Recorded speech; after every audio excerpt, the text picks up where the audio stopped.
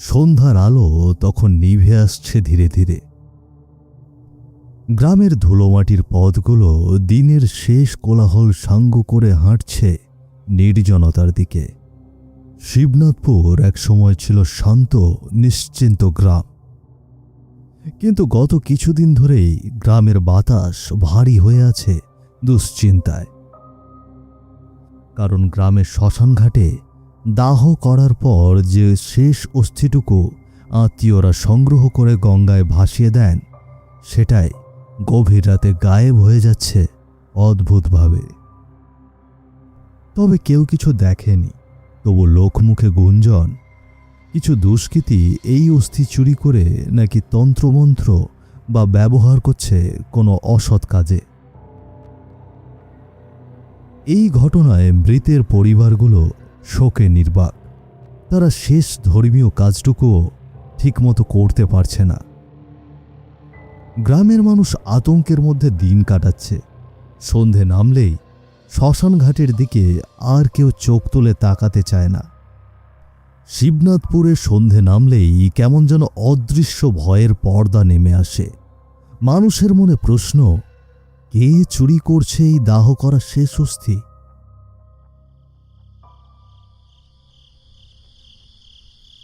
এই উৎকণ্ঠার মাঝেই গ্রামের মোড়ল রায়মশাই তার পুরনো কাঠের চেয়ারে বসে, কপালে চিন্তার ভাঁজ। সামনে দাঁড়িয়ে আছে গ্রামের পরিচিত শক্ত সমর্থ সৎ পরিশ্রমী যুবক শঙ্কর। কাঁধে গামছা, চোখে এক অন্য দৃঢ়তা। এই শঙ্কর, আমি তোকে ডেকেছি, খুব দরকারি একটা কাজ আছে রে। আমি জানি তুই কাজটা করতে পারবি। বলুন মোড়ল মশাই, আপনার মুখের কথা মানে তো আদর্শের কথা। শ্মশান ঘাটে রাত জেগে পাহারা দিতে হবে, আর পারিশ্রমিক হিসেবে তোকে মাসে 5,000 টাকা দেব। গ্রামের কাজ, তাই তোকেই আগে ভাবলাম। 5,000? মোড়ল মশাই, এ তো অনেক টাকা। আমি গরিব দিনমজুর, প্রতিদিন কাজ পাই না। 4 দিন কাজ বন্ধ থাকলে সংসারে হাঁড়ি চলে না। এই টাকায় অন্তত ঘরটা একটু সোজা করে দাঁড়াতে পারবে। কাজটা সহজ, কিন্তু বিপদ আছে। গ্রামটার সম্মান, মানুষের শেষ কাজটা রক্ষা করা, সবই এর ওপর দাঁড়িয়ে আছে। ভয় পাই না মোড়ল মশাই। গ্রামের লোক বিপদে থাকলে আমি বসে থাকবো, এটা যে হতে পারে না। আর তাছাড়া এই কাজ গ্রামে বাঁচানোর হলে আমি রাজি। কখনো কখনো একজন সাধারণ মানুষের মেনে নেওয়া সিদ্ধান্তই ইতিহাস বদলে দেয়। বেশ, তাহলে আজ রাত থেকেই শুরু। সাবধানে থাকিস, মনে রাখিস, শত্রু শুধু মানুষও হতে পারে, আবার অন্য কিছুও হতে পারে। মানুষ হোক বা অন্য কিছু, আজ থেকে শ্মশান আর একা থাকবে না মোড়ল মশাই। ঠিক আছে, তাহলে আজ রাতে বাড়ি গিয়ে তোর স্ত্রীকে জানিয়ে তারপর পাহারায় যাবি। আর আগামীকাল থেকে রাত্রের খাবার আমার বাড়িতে খেয়ে তুই পাহারা দিতে চলে যাবি। রাত তখন প্রায় 8টা বাজে। আকাশে আধখানা চাঁদ মেঘে ঢেকে যাচ্ছে মাঝে মাঝে। দূরের বাঁশঝাড়ে ঝিঁঝি পোকাদের নিরন্তর ডাক। শঙ্করের ঘরটা মাটির, ছাউনিতে ছিদ্র আছে জায়গায় জায়গায়। একপাশে পুরনো চৌকি, তাতে ছেঁড়া চাদর। সেখানেই বসে আছে শঙ্করের স্ত্রী গঙ্গা। চৌকির পাশে একটা লণ্ঠন জ্বলছে আধো আলোয়। বাইরে থেকে হালকা ঠান্ডা বাতাস ঢুকে আসছে, তাতে শুকনো পাতার গন্ধ মেশানো। দরজাটা কচকচ শব্দে খুলে যায়। শঙ্কর ঘরে ঢোকে, মুখে ক্লান্তি আর চোখে এক রাস আনন্দ। গঙ্গা, কই গেলি রে? এই বুঝি তোমার আসার সময় হলো?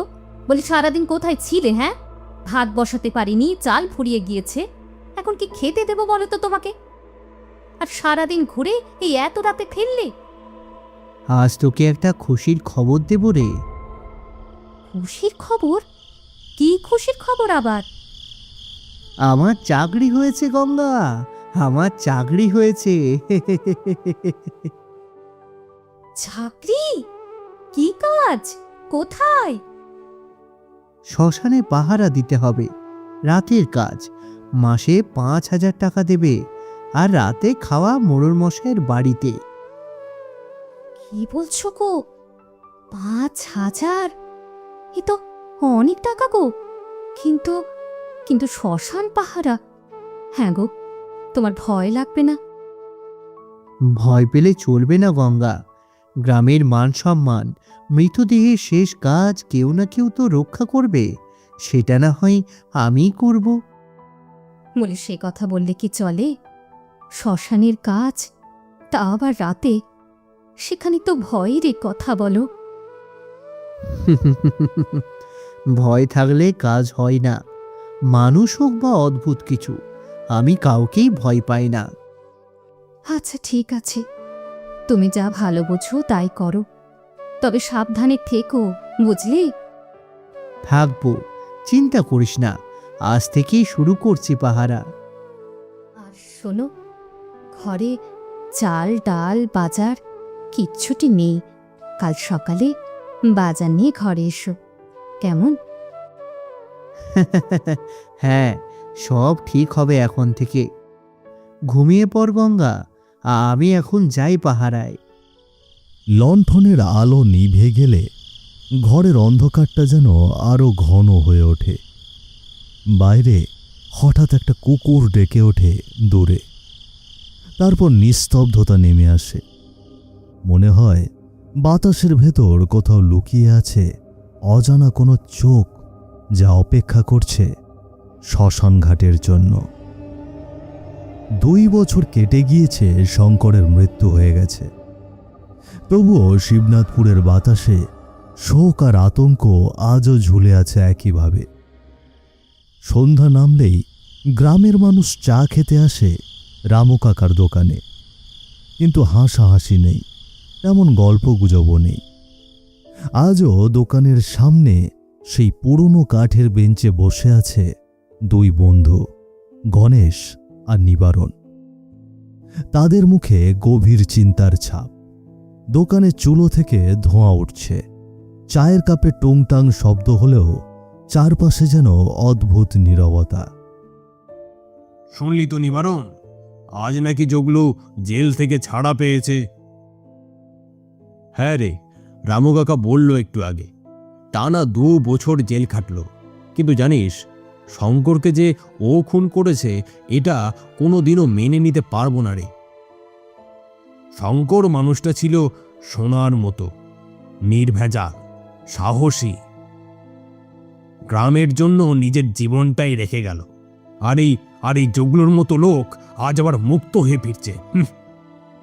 শ্মশানে অস্থি চুরি নিয়ে প্রথম দিন থেকে একাই লড়েছিল শঙ্কর। কজন দাঁড়িয়েছিল পাশে? কেউ না। ঠিকই বলেছিস, শ্মশান পাহারা দেবার মতো কঠিন কাজ কেউ করতে চায়নি, একমাত্র শঙ্কর করেছিল। আর তার বিনিময়ে সে তার প্রাণটাই হারালো। শুনছি জগলু নাকি আজ রাতেই গ্রামে ফিরবে। ভাবতেই কেমন লাগছে। ফিরুক আর কি, কিন্তু জানিস তো গ্রামের মানুষ ওকে ভালো চোখে নেবে না। শঙ্করের মৃত্যু কেউ ভোলেনি, আর কোনোদিনও ভুলতে পারবেও না। ভুলবে কি করে? শঙ্কর ছিল গ্রামের ভরসা। এমন লোক একবারই জন্মায়। মাঝে মাঝে মনে হয় রাতে শ্মশানঘাটের দিক থেকে যেন কারো হাঁটার শব্দ আসে। কে জানে শঙ্করের আত্মা কি এখনো পথ চেয়ে আছে? চুপ, এমন কথা বলিস না। রাত বাড়লে বাতাসও ভয় দেখায়। ভয় তো লাগে, কিন্তু সত্যিটা কেউ জানে না রে নিবারণ। শঙ্করের মৃত্যুতে শুধু কি জগলুই দায়ী, নাকি আরো কেউ আছে? জানি না, তবে আজ জগলু ফিরে আসছে। তাতে গ্রামের বাতাসটা আবার অস্থির হয়ে উঠবে। চায়ের কাপের গরম ধোঁয়া হাওয়ায় মিলিয়ে যায়, কিন্তু শিবনাথপুরের হৃদয়ের দুঃখ আর প্রশ্নগুলো মিলিয়ে যায় না। বেঞ্চে বসা দুই বন্ধুর চোখে ভয়ের ঝিলিক। আজ রাতে যেন আবার কিছু ঘটতে পারে এই আশঙ্কায়। চায়ের দোকানের সামনে কুয়াশার মতো ভেসে বেড়াচ্ছে কালো ধোঁয়া। দূরে কোথাও এক কুকুর ডেকে ওঠে। দোকানের টঙে ঝুলে থাকা লণ্ঠনের আলো দুলে ওঠে বাতাসে। ঠিক এমন সময় হালকা পায়ের শব্দে বেঞ্চের কাছে এগিয়ে আসে এক লোক। ধুলো মাখা কাপড়, চোখে ক্লান্তি। সে আর কেউ না, সে হলো জগলু। 2 বছর পর জেল থেকে মুক্ত হয়ে আজই ফিরেছে গ্রামে। নিবারণ আর গণেশের দিকে তাকিয়ে নিঃশব্দে জগলু আস্তে আস্তে এসে তাদের সামনের বেঞ্চে বসে। ওরে জগলু, তোর কথাই তো হচ্ছিল, আর এরই মধ্যে তুই চলে এলি। তা কি খবর? 2 বছর পর ফিরলি, কেমন আছিস? কি আর খবর গণেশ দা, জেলখানা দিন যেমনি কাটে, চা খেতে এলাম। কতদিন রামু কাকার দোকানে চা খাই না। শোন, চা খাওয়া ঠিক আছে, কিন্তু সত্যিটা বল তো, শঙ্করকে তুই কেন মারলি? ওর মতো মানুষ হয় না রে। ও ছিল গ্রামের সবার ভরসা। বিশ্বাস করো তোমরা, আমি ইচ্ছে করে কিছু করিনি। সেদিন রাতে ভাবছিলাম শ্মশানের অস্থি চুরির কাজটা হয়তো শঙ্করই করছে। কারণ ওই রাতগুলোতে একটু ঘুরে বেড়াতো শ্মশানটায়, মনে হলো ওই চোর, তাই পেছন থেকে মাথায় একটা বাড়ি দিলাম। মারতে চাইনি বলছিস, কিন্তু মারা তো গেল মানুষটা। তুই তো জানতিস না সত্যিটা কি? আমি জানতাম না রে গণেশ দা, জানি না কে বা কারা অস্থি চুরি করত। শঙ্করকে আমি ভুল বুঝেছিলাম। বিশ্বাস করো, ও মারা যাওয়া আমার জীবনের সবচেয়ে বড় ভুল। আমি ইচ্ছে করে ওকে মেরে ফেলিনি। ভুল বলে তো সবকিছু শেষ হয়ে যায় না জগলু। শঙ্কর তো আর ফিরে আসবে না। গ্রামের লোকজন তোকে ক্ষমা করবে কিনা তাও বলা মুশকিল। কিন্তু একটা কথা বারবার মাথায় ঘুরছে, শঙ্কর মারা যাওয়ার পরও শ্মশানের অস্থি চুরি কিন্তু বন্ধ হয়নি। তাহলে চোর তো অন্য কেউ। কি বলছো, এখনো চলছে? হ্যাঁ, গত সপ্তাহে এক মৃতের অস্থি গায়ে, কেউ দেখেনি কিছু। সেই কারণেই শঙ্করকে ভুল বুঝে মেরে ফেলেছিস তো তুই।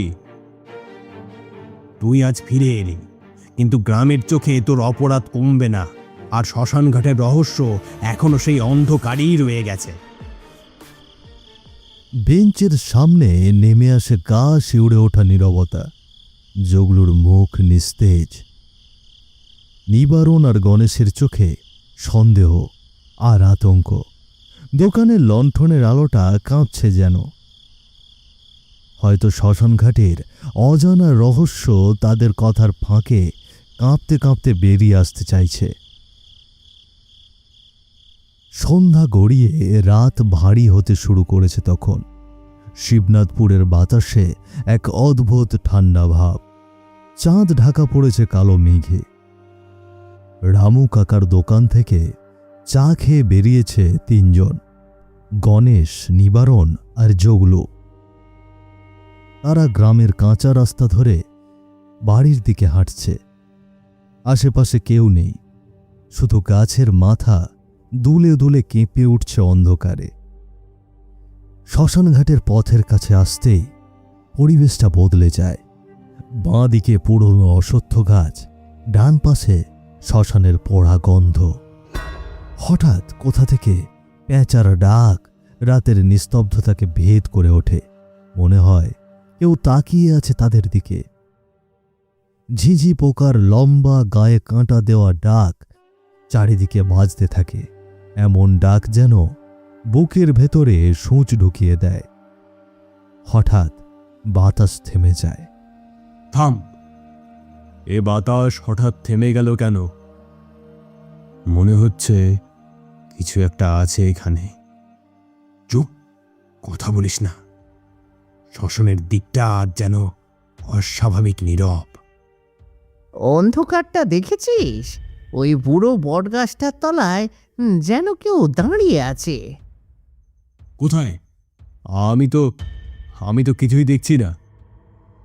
দেখছিস না, কিন্তু আমি তো দেখলাম। দাঁড়াও, শুনলে তো?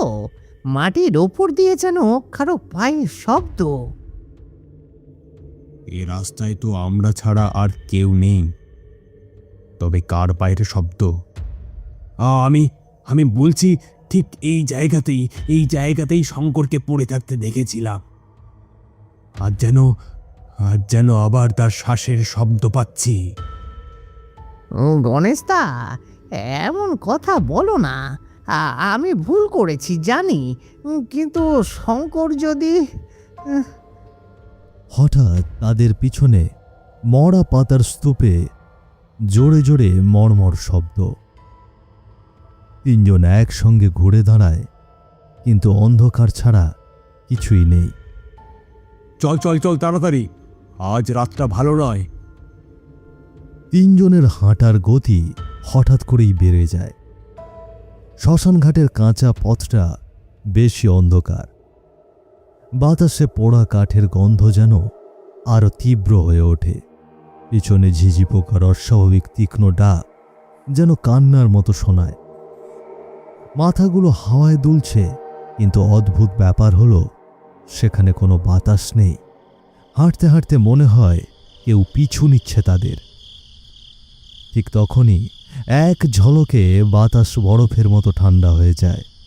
রাস্তার মাঝখানে কুয়াশা জমতে শুরু করে।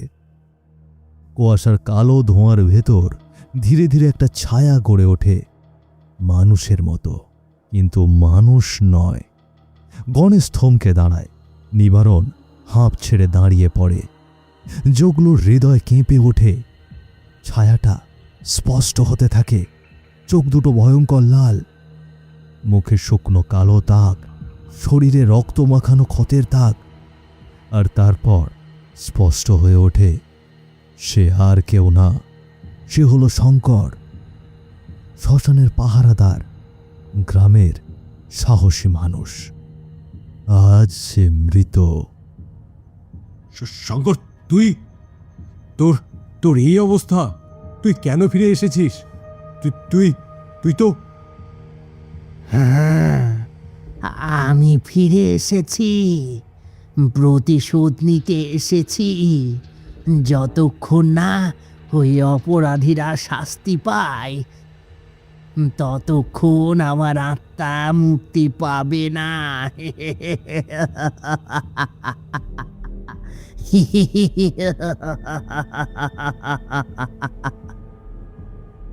কিসের অপরাধ রে শঙ্কর? যে ভুল যেগুলো করেছিল তার শাস্তি তো সে পেয়েছে, 2 বছর জেল কেটেছে। না না গণেশদা, ওর শাস্তি হয়নি, ও এখনো পাপ করে বেড়াচ্ছে। তা তোমরা কিছুই জানো না। পাপ করে বেড়াচ্ছে মানে? কি পাপ বল শঙ্কর, আমরা তো কিছুই জানি না। যোগলু একা নয়, ওর সঙ্গে আছে গ্রামের আরো 2 জন অপদার্থ।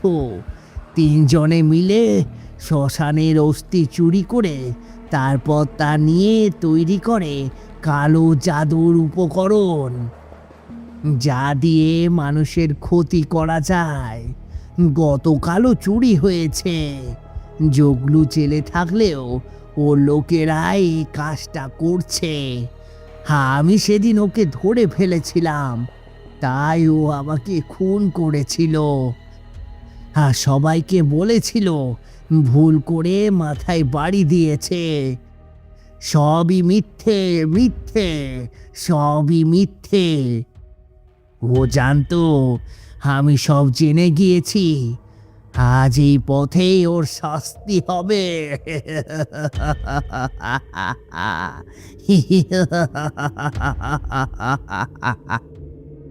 যোগলু পিছিয়ে যাওয়ার চেষ্টা করে, তার মুখ শুকিয়ে ফ্যাকাশে হতে শুরু করে।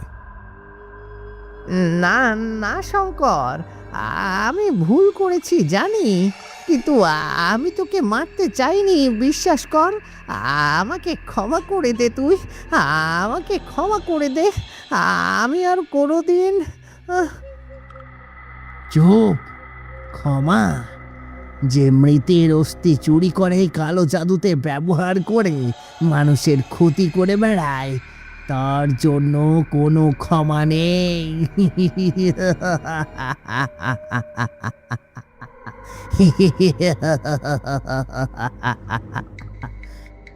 আমি নিজেই আজ শেষ করব তোর এ পাপের পথ।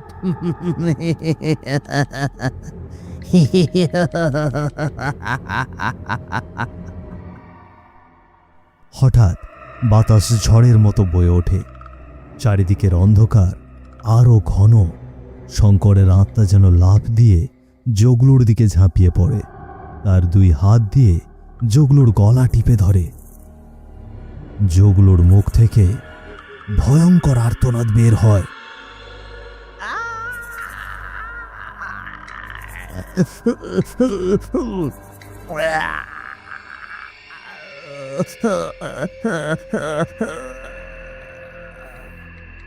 তারপর সব নিস্তব্ধ। মাটিতে ঝুপ করে কিছু পড়ার শব্দ, আর সাথে সাথেই বাতাসে পোড়া অস্থির গন্ধ ছড়িয়ে পড়ে। গণেশ আর নিবারণ চোখ ঢেকে পিছিয়ে যায়, আর জগলুর নিথর দেহ মাটিতে পড়ে থাকে। গণেশ আর নিবারণ ভয়ে দৌড়ে ফিরে যায় গ্রামে। পরের দিন সকালে লোকজন শ্মশানঘাটের কাছে দেখতে পায় জগলুর নিথর দেহ, চোখ খোলা, মুখ বিকৃত। গ্রামে ছড়িয়ে পড়ে শ্মশানের পাহারাদার শঙ্করের আত্মা আজ তার প্রতিশোধ সম্পন্ন করেছে। আর সেই রাতের পর থেকেই শ্মশানঘাটের পথে কেউ হাঁটে না, কারণ বলা হয় একটা ছায়া এখনো সেখানে দাঁড়িয়ে থাকে, যেন কেউ পাহারা দিচ্ছে। আর কোনো পাপী যেন অস্থি চুরি করবার সাহস না পায়। হিজলডাঙ্গা গ্রামে কাঁচা রাস্তার সাথেই সংলগ্ন একটি নিজস্ব পুকুর আছে অমলবাবুর। সেখানে তিনি নিজেই খাওয়ার জন্য মাছ চাষ করেন। অমলবাবু হলেন হিজলডাঙ্গা গ্রামের মোড়ল। তিনি মানুষ হিসেবে বেশ ভালো এবং শৌখিন। অমলবাবুর পুকুরটি এতদিন তার নিজস্ব সহচর গোপাল দেখাশুনো করলেও গত কয়েকদিন আগে পুকুরটি দেখাশোনা করবার জন্য পরিমলকে কাজে রেখেছেন তিনি। পরিমল বেশ রহস্যজনক একজন ছেলে। কাজে আসার পর থেকেই মাঝে মাঝে তাকে কোথাও খুঁজে পাওয়া যায় না। পলক ফেলতেই কখনো এখানে বা কখনো সেখানে দেখতে পাওয়া যায় তাকে। আজও তার ব্যতিক্রম হলো না। খানিক আগেই তাকে পাড়ার মোড়ের চায়ের দোকানে দেখা গেলেও এখন পুকুর পাড়ের ঠিক মাঝ বরাবর নৌকায় বসে থাকতে দেখা যাচ্ছে। এই নিয়ে গ্রামের লোকজনের যেন চিন্তার শেষ নেই। যত্রতত্রই পরিমলকে নিয়ে কানাঘুষো করতে দেখা যাচ্ছে গ্রামবাসীদের। মাটির বাড়ির উঠানে দাঁড়িয়ে আছে কানাই আর মিনতি। তাদের চোখে মুখে নানান কৌতূহল সৃষ্টি হয়েছে পরিমলকে নিয়ে। ছেলেটা যে এই অদ্ভুত ভুতুড়ে স্বভাবের, এই কদিনে তারাও সেটা বুঝে গেছে ভালো করে। হ্যাঁ গো, এই পরিমল ছেলেটাকে তোমার কিছুটা অদ্ভুত লাগে না? তুমি লক্ষ্য করেছো নাকি বিষয়টা? হ্যাঁ গো হ্যাঁ, লক্ষ্য করবো না আবার? এই তো কালকের ঘটনা। আমার কাছে এলো জল খাওয়ার জন্য। তা আমি ভাবলাম ভর দুপুরে এসেছে ছেলেটা, শুধু জল দেব, তাই সাথে কখানা বাতাসাও দিলাম। ওমা, ছেলেটা দেখি এক ঢোকে জলটা খেয়েই দিল দৌড়। এত করে ডাকলাম, এলো তো নাই, একবার পিছন ফিরেও চাইলো না। মিনতির কথা শুনে কিছুটা বিচলিত হয়ে গেল কানাই। ছেলেটার আচরণ তার কাছে খুব একটা সুবিধার মনে হয় না। মিনতির কথাগুলো শুনে আরো বেশি খটকা লাগলো কানাইয়ের। বলো কি? তবে আর বলছি কি গো, আমার কি মনে হয় জানো, এই ছেলেটাকে মনে হয় ভূতে পেয়েছে। মাছের ঘেরে থাকে বলা তো যায় না, ভূতে পেলেও পেতে পারে। সে যা হয়েছে হয়েছে, সেসব ভেবে আমাদের কি বলো? বাজারের দিকে যাচ্ছি, কিছু লাগবে নাকি বলো? না গো, তেমন কিছু আনতে হবে না। ঘরে তো মোটে মানুষ দুজন, এত বাজার এনে হবেটাই বা কি? ঠিক আছে, আমি তবে আসছি। আমার ফিরতে সন্ধ্যা পার হয়ে যাবে। কাজবাজ যা আছে সব শেষ করে ঘরে যেও, কেমন? আচ্ছা ঠিক আছে গো, এ নিয়ে তোমাকে তো ভাবতে হবে না, তুমি যাও। আর শোনো, ওই ছেলেটা যদি বাড়িতে আবার আসে তবে ওর সাথে তেমন একটা কথা বলো না, মোট কথা বেশি পাত্তা দেবে না।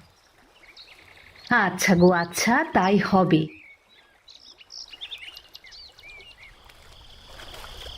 এই সন্ধেবেলা পরিমলকে এভাবে জলে দাঁড়িয়ে থাকতে দেখে ভীষণ অবাক হয়ে গেলেন অমলবাবু। দৃশ্যটা দেখে মনে হলো যেন পুকুরের জলে দাঁড়িয়ে কিছু খুঁজছে পরিমল, অথচ তার চোখের দৃষ্টিতে লুকিয়ে আছে গভীর কোনো কথা, গভীর কোনো আতঙ্ক। অমলবাবুর বুকের ভেতর কেমন যেন কাঁপুনি ধরল মুহূর্তের মধ্যেই। এই দৃশ্যটা মোটেও স্বাভাবিক মনে হলো না তার কাছে। গোপালও যেন গভীর আতঙ্ক নিয়ে তাকিয়ে আছে পরিমলের দিকে।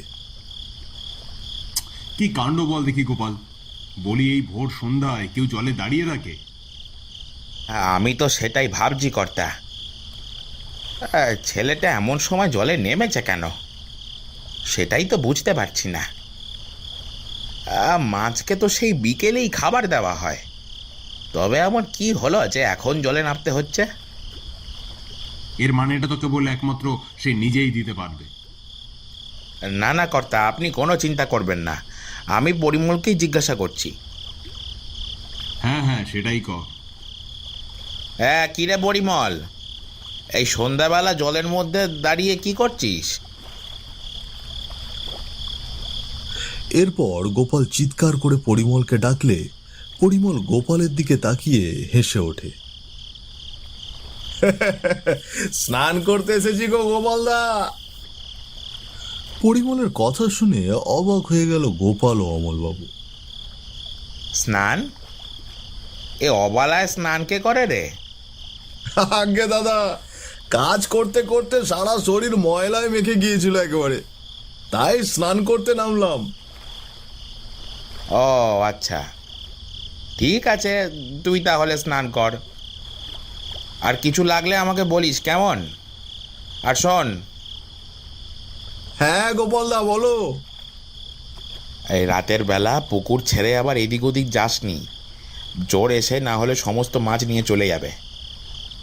আগে দাদা, তুমি কোনো চিন্তা করো না, আমি শুধু ওই চায়ের দোকানে গিয়ে এক কাপ চা খেয়ে আসবো, এরপরেই পুকুরেই থাকবো। আচ্ছা ঠিক আছে কর্তা, চলুন এবার আমরা যাই। ঠিক আছে চল, তবে এই ছেলেটাকে তেমন একটা সুবিধার ঠেকছে না। সুবিধা না ঠেকলেও কিছু করার নেই কর্তা, যতদিন না নতুন কাউকে পাচ্ছেন ততদিন তো এটাকেই কাজে রাখতে হবে। এই জন্যই তো চুপচাপ আছি। বেশ কিছু সময় ধরেই চায়ের দোকানের সামনে দাঁড়িয়ে আছে পরিমল, তার পাশেই দাঁড়িয়ে আছে কানাই। পরিমলের দিকে একটা অদ্ভুত দৃষ্টি রেখেছে কানাই। আশপাশ থেকে একটা আষ্টে অদ্ভুত গন্ধ ভাসছিল চারপাশের বাতাসে। গন্ধটা ধীরে ধীরে আরো গভীর হতেই বিচলিত হয়ে উঠল রতন ও কানাই, কিন্তু তখনও শান্ত হয়ে ঠায় দাঁড়িয়ে রয়েছে পরিমল। হ্যাঁ গো রতনদা, চারপাশে কেমন একটা অদ্ভুত গন্ধ ভাসছে না? তুমিও পেয়েছো? আমি আরও ভাবলাম যে আমি একাই হয়তো গন্ধটা পেয়েছি। পেয়েছি মানে? গন্ধে আমার পেটের নাড়ি বুড়ি সব বেরিয়ে আসবে মনে হচ্ছে। বলো কি, আমার আবার এতটা লাগছে না। এরপর পরিমলের দিকে অদ্ভুত দৃষ্টিতে তাকালো কানাই আর রতন। বেশ স্বাভাবিক আর শান্ত দেখাচ্ছে তাকে। এই যে ভাই, বলছিলাম তুমি কি কোনো গন্ধ পাচ্ছ না? গন্ধ? কিসের গন্ধ দাদা? আমি তো কোনো গন্ধ পাইনি।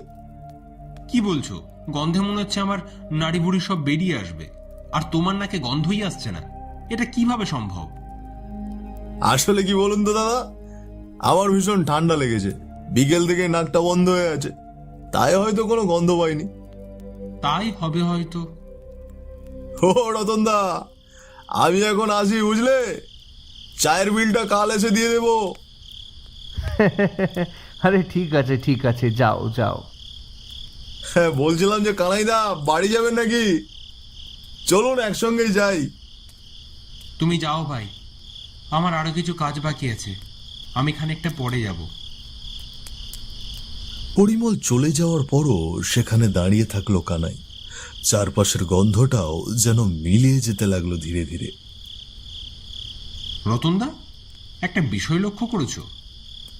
কি বিষয় বলো তো কানাই? পরিমল যাওয়ার সাথে সাথেই সেই বিদঘুটে গন্ধটা কিন্তু হাওয়ায় মিলিয়ে গেছে। সত্যিই তো, কিন্তু এর কারণটা কি? আমিও তো সেটাই ভাবছি। ঘরের একপাশে চিন্তিত মুখে চেয়ারে বসে আছেন অমলবাবু। তার পাশেই দাঁড়িয়ে আছে গোপাল। ঝমঝম করে বৃষ্টি পড়ছে বাইরে। বৃষ্টি এবং বজ্রপাতের আওয়াজে কান মাথা ঝিমঝিম করে আসছে অমলবাবুর। তিনি বিরক্ত ও চিন্তিত হয়ে গোপালের দিকে তাকালেন। হ্যাঁ রে গোপাল, যে হারে বৃষ্টি পড়তে শুরু করেছে তাতে তো মনে হচ্ছে পুকুরের জল ভর্তি হয়ে পুকুরের সমস্ত মাছই বেরিয়ে যাবে। তাহলে কি করব কর্তা? এদিকে পরিমলের ছেলেটাও তেমন সুবিধা নেই, সেই কি সবকিছু সামলে রাখতে পারবে? তাহলে কি করব কর্তা? আমি কি একবার ওই দিকটায় যাব? যাবি? একটু গেলে তো ভালোই হয় রে গোপাল। যা না, যা না, যা একটু গিয়ে ঘুরে আয় তবে। কিন্তু কর্তা, বাইরে যে বৃষ্টি পড়ছে, এই বৃষ্টিতে ভিজলে তো আবার জড়াজড়ি বাঁধবে তো। ছাতা মাথায় দিয়ে যা, ছাতা মাথায় থাকলে মাথায় জল পড়বে কি করে? আগে কর্তা, আমি তাই যাচ্ছি। মনে মনে বিরক্ত হলেও পুকুরের দিকে যাওয়ার জন্য প্রস্তুত হলো গোপাল। মোড়লের আদেশ, তার কথা না শুনলে কাজ চলে যাওয়ার একটা ভয় থাকে, আর তাই কোনো কিছু না ভেবেই পুকুরে যাওয়ার জন্য রাজি হয়ে যায় সে। রাতের বেলা ঘরের দুয়ারে গোপালকে দেখে কিঞ্চিত বিরক্ত হলো মিনতি। মুখে কিছু না বললেও মনে মনে হাজারখানে গাল মন্দ করলো সে। গোপালও হাসি হাসি মুখ করে উঠানেই দাঁড়িয়ে আছে বেশ কিছুক্ষণ যাব। এ কি গোপালদা, তুমি এ সময় আমার বাড়িতে কি মনে করে? ওই যে এক প্রকার বাধ্য হয়ে এলাম গো বৌদি। বাধ্য হয়ে? কেন, কি হয়েছে আমাকে একটু বলো তো গোপালদা। আর কি হবে বলো, বৃষ্টি পড়া দেখে কর্তা আমাকে পাঠালেন পুকুরে ছেলেটা কি করছে দেখার জন্য। আর এখন আমি পুকুরে এসে দেখি যে ছেলেটা কোথাও নেই। বুঝলাম, এখন আমার কাছে কেন এসেছো বলো তো? আমিও ভাবলাম ভয় পেয়ে যদি তোমাদের বাড়ি এসে থাকে। গোপালের কথা শুনে হা হা করে হেসে উঠল মিনতি। হাসালে একেবারে। তুমি যে কি বলো না গোপালদা, ওই ছেলে পাবে ভয়? উল্টে ওটাকে দেখে তো আমারই ভয় লাগে গো। দেখো গিয়ে আবার কোথায় কি অঘটন ঘটাচ্ছে। আচ্ছা, আমি আসি গো বৌদি, দেখি ছোকরাটা আবার কোথায় গেল। আচ্ছা ঠিক আছে, যাও।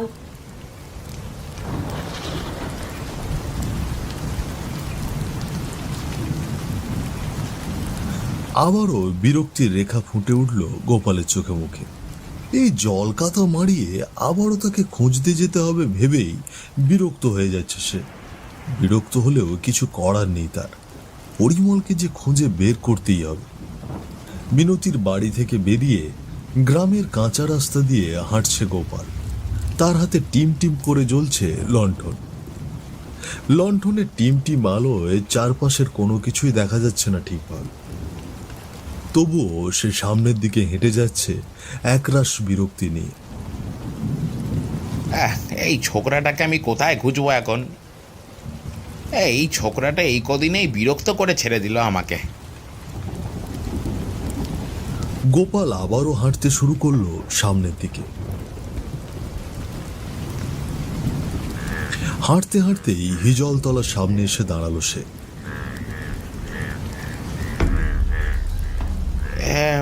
ওই মাচায় একটা মানুষ দেখা যাচ্ছে না?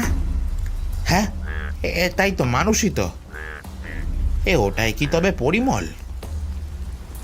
কিন্তু এই রাতের বেলা হিজলতলায় ও একা একা কি করছে? তার কি কোনো ভয় ডর নেই নাকি? হাঁটতে হাঁটতে একদম হিজলতলার সামনে এসে থেমে যায় গোপাল। গোপালকে দেখেই হি হি করে হেসে ওঠে পরিমল। কি গোপালদা, তুমি এখানে?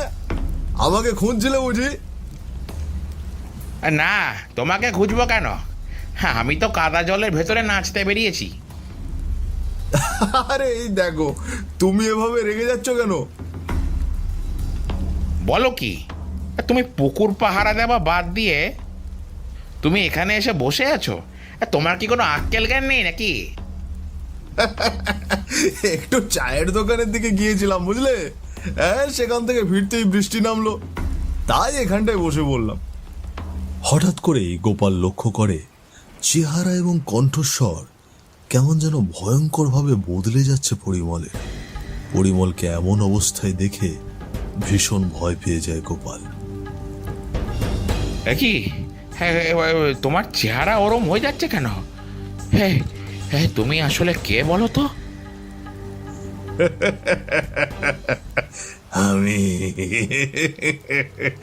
আমি পরিমল গো গোপালদা, আমি পরিমল গো গোপালদা। কেন, আমাকে দেখে চিনতে পারছো না বুঝি? কিন্তু তোমার মুখ, তোমার চোখ, তোমার কণ্ঠ কেমন যেন একটা লাগছে। এটাই তো আমার আসল রূপ গো গোপালদা। পরিমলের কথা শুনে আরো ঘাবড়ে যায় গোপাল। সে কোনো কিছু না ভেবেই দৌড়তে শুরু করে রাস্তা দিয়ে।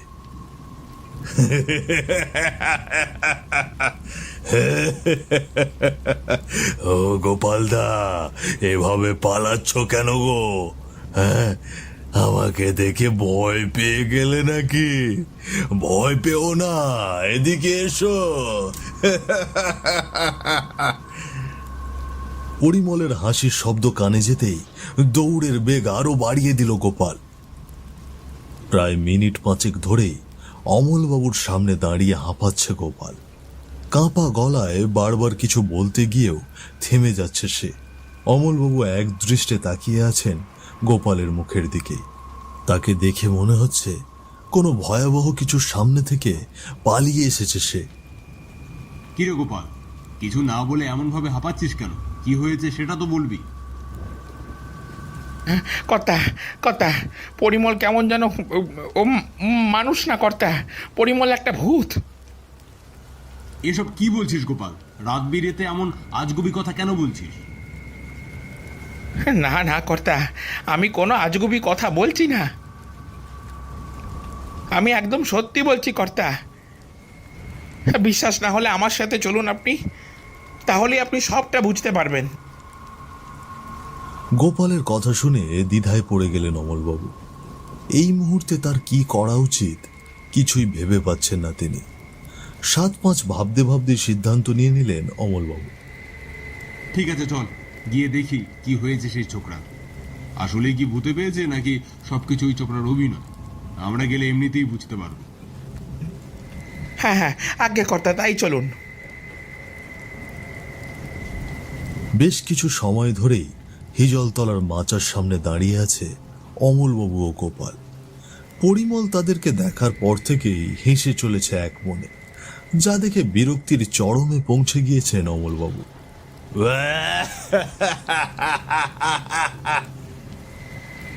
কি রে ছোকরা, কিভাবে পাগলের মতো হাসছিস? এভাবে পাগলের মতো হাসছিস কেন? ভূতে পেয়েছে নাকি তোকে?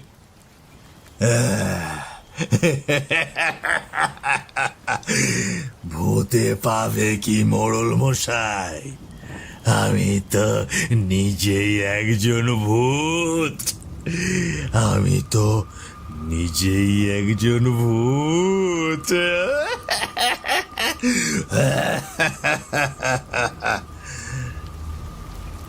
হয় দেখুন কর্তা, আমি বলছিলাম না ওই ছেলেটা আসলে কোনো মানুষ নয়। এখন আপনার বিশ্বাস হলো তো? তুই একটু চুপ করে থাকবি গোপাল, তুই একটু চুপ করে আমাকে কথা বলতে দে। আগে কর্তা। ফাজলামো বাদ দিয়ে পুকুরে যা পরিমল। তোকে রেখেছি পুকুর পাহারা দিতে, সেটা না করে তুই হিজলতলায় কি করছিস?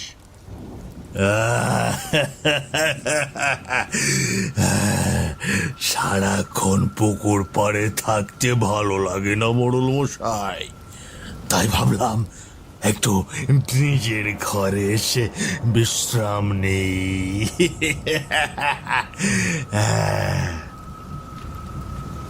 পরিমলের কথা শুনে সুবিধে ঠেকছে না অমলবাবুর। তিনি বুঝে গেলেন এখানে অবশ্যই অশরীরী কিছু একটা ঘটেছে। অমলবাবু লক্ষ্য করলেন আশেপাশের গোটা পরিবেশটাও কেমন যেন ভারী হয়ে গেল মুহূর্তের মধ্যেই। গোপাল, এইখানে আর বেশিক্ষণ থাকা যাবে না, চল বাড়ির দিকে যাই।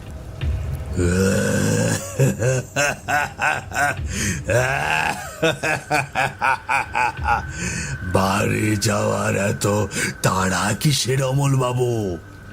একটু দাঁড়ান, কথা শেষ করি, তারপর না হয় যাবেন। অনেক কষ্টে অনেক বছর পর আপনাকে বাগে আনতে পেরেছি, এত সহজে তো আপনাকে যেতে দিচ্ছি না।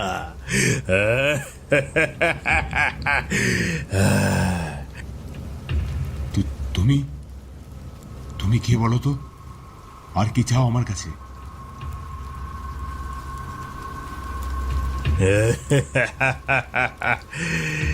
একটু ভালো করে মনে করুন অমল বাবু, কাকে আপনি বিনা অপরাধে ভরা সভায় শাস্তি দিয়েছিলেন? মনে করুন। পরের দিন সকালে সেই ছেলে তার হওয়া মিথ্যে সাজার অপমান সইতে না পেরে এই জল গাছেই ফাঁস দিয়েছিল। মনে করুন। তুমি সেই পরিমল? তাই তো বলি, তোমার নামটা আমার এত চেনা লাগছে কেন? কিন্তু পরিমল, বিশ্বাস করো, এখানে আমার কোনো দোষ ছিল না। আমি বাধ্য হয়ে বিচারে দোষী করেছিলাম, নয়তো একটা মেয়ে পুরো গ্রামবাসীর চোখে খারাপ হয়ে যেত। আপনি যে কারণে বিচার করে থাকুন না কেন, আপনি আমার কাছে অপরাধী। আপনি শুধু ওই মেয়েটির কথাই ভেবেছিলেন, আমার কথা নয়। আর তাই আমি আজও আপনার কথা ভাববো না।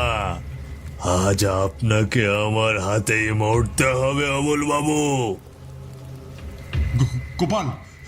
গোপাল, পালা গোপাল। আজ আপনি কিছুতেই বাঁচতে পারবেন না অমল বাবু। দৌড়ান, যত পারেন দৌড়ান, শেষ জয় তো আমারই হবে।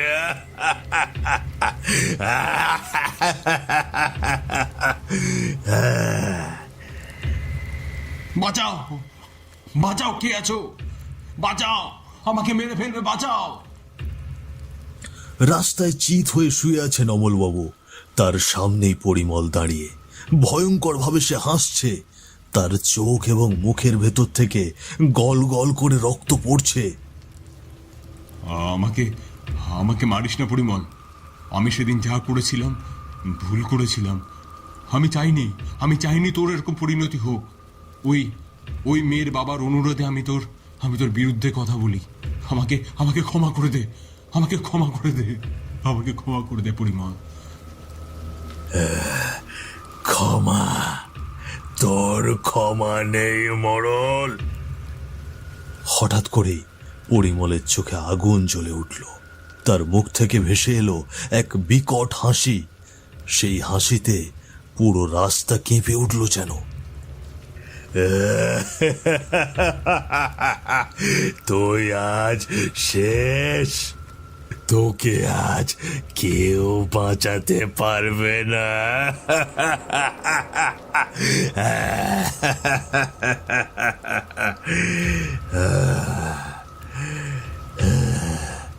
কে আছো? কে আছো? বাঁচাও! কোথায় আছো? কে আছো? আমাকে বাঁচাও! কে কোথায় আছো? গোপাল, গোপাল, আমাকে বাঁচাও! অমলবাবুর চিৎকারে আকাশ বাতাস ভারী হলেও তাকে বাঁচানোর জন্য সেই রাস্তায় কেউ ছিল না তখন।